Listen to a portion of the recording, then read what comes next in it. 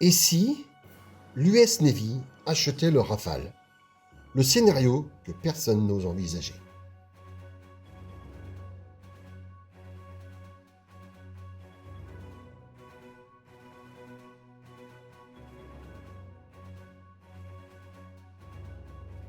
Et si je te disais que l'US Navy pourrait un jour acheter un avion de chasse français?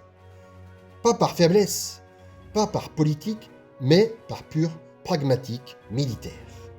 Aujourd'hui, on va parler du Rafale, de la Navy américaine et d'un scénario futuriste qui n'est pas aussi absurde qu'il en a l'air. Lors d'exercices conjoints, des pilotes américains se sont littéralement précipités pour voir un Rafale de près après son appontage. Pourquoi? Parce que dans certains scénarios, les Français leur ont tenu tête. En dogfight, en guerre électronique, et parfois, ils ont dominé. Dans un monde sans adversaire russe ou chinois réel, en exercice, le Rafale est l'un des très rares avions alliés capables de poser de vrais problèmes à la Navy. Attention, ça ne veut pas dire que le Rafale est meilleur que le F-35. Les États-Unis ne conçoivent pas des avions, ils conçoivent des systèmes de systèmes. Nous y reviendrons plus tard. Le F-35 est une plateforme de réseau. Le Rafale est un avion autonome. Et quand le réseau est brouillé, dégradé ou absent, le Rafale devient extrêmement dangereux. Imaginons maintenant ceci. La Navy achète un petit nombre de Rafale M. Pourquoi? Le F-35C est cher et lourd à entretenir. La Navy a besoin de masse, de volume et vite.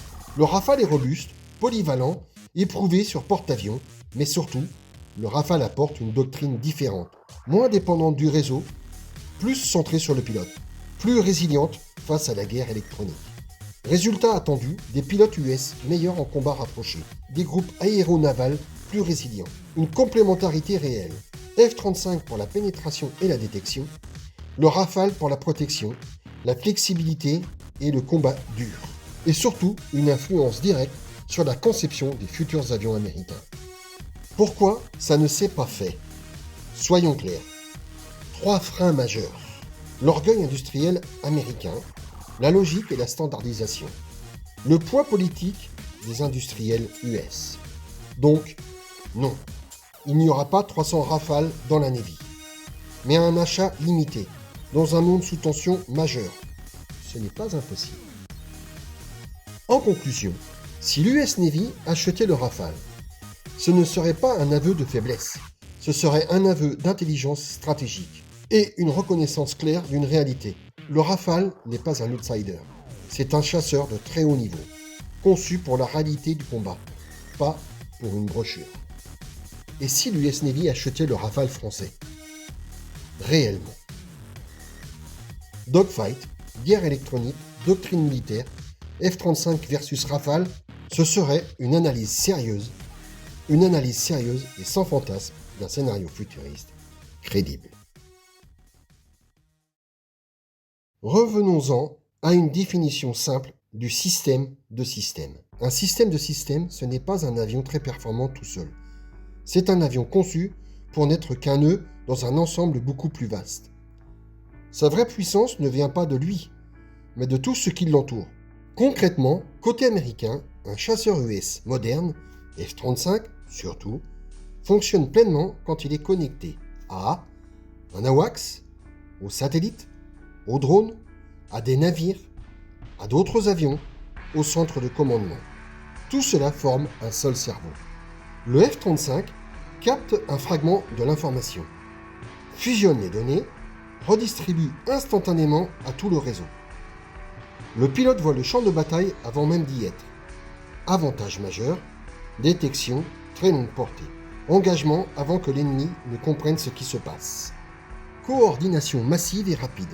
Supériorité informationnelle écrasante. Dans ce cadre, le dogfight est un échec, pas un objectif.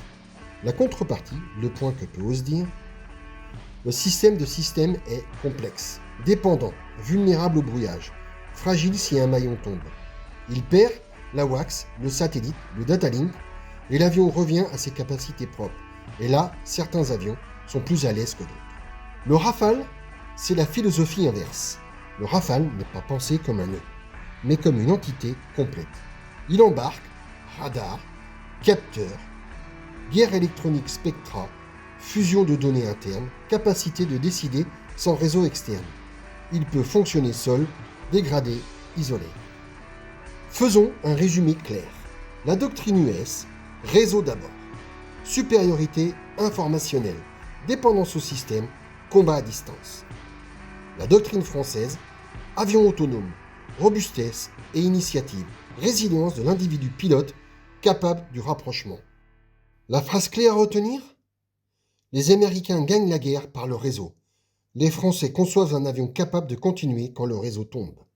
Aucune des deux approches n'est meilleure. Elles répondent à des réalités stratégiques différentes.